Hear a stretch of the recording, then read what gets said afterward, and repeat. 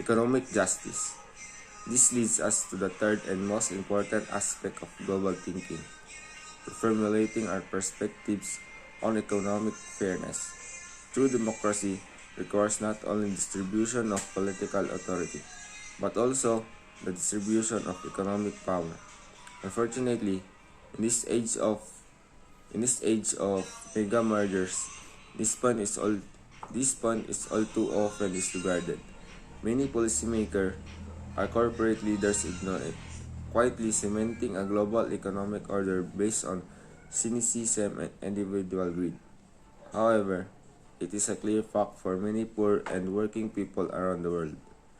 To reverse these unacceptably negative trends, our civilization must learn to understand global institutions through the eyes of society's most marginalized populations, the culturally oppressed and economically disadvantaged. We must reject condescending or trickle-down solutions to global crises in our democratic beliefs, and instead promote movements that empower marginalized groups to become political actors. As I have stated, a revitalized focus on human security, ongoing democracy, and economic justice will serve as the foundation for a significant transformation in our ethical thinking. To assert that a fundamental shift values is required is not to rule out specific policy proposals. Rather, by, prior- by, prior- by prioritizing our principles, we are able to approach current issues with renewed vigor and clarity. We must truly enable our public policy to emerge from our ethical convictions. Human security. The first step toward global thinking is to develop a concept of peace that goes beyond short-term national security concerns. To this aim, the United Nations Human Development Program emphasizes the importance of viewing peace through the lens of human security. This distinction is important to remember. Human security is about more than simply weaponry, it's about human life and dignity. Oscar Romero, the slain Salvador Archbishop, clearly conveyed this viewpoint. The only peace that God desires is a peace based on fairness. He informed his followers. How can we claim peace when millions of people are hungry?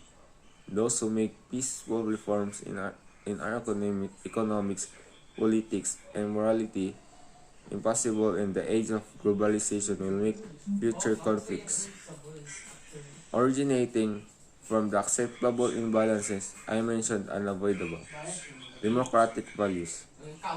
Expanding our understanding of democracy is the second step in global thinking.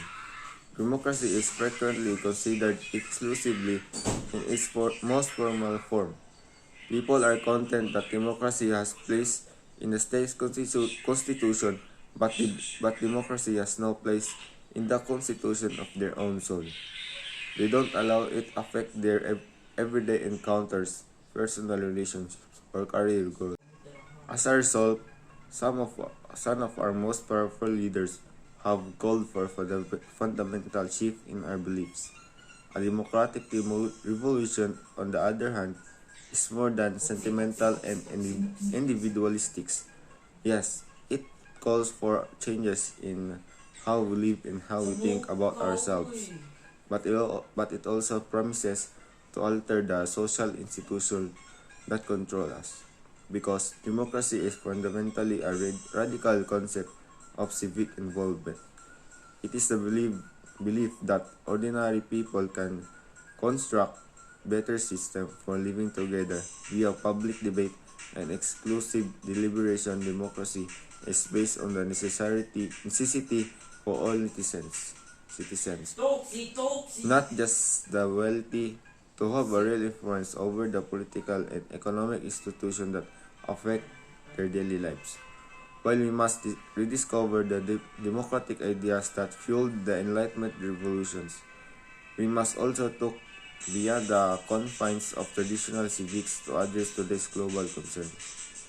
We've previously seen how affluent countries, while claiming to support democracy in poorer countries, have all too frequently protected on their own narrow, nationalistic interests. We cannot afford to think in terms of simple nationalism any longer. Two true democrats in the global era must also be humanists, because when you believe that people controlling their own lives is a truly sound foundation for this country, you start to see the inherent dignity and worth of people in the countries as well, people who are struggling to exercise their right to self-determination and forge their own development models.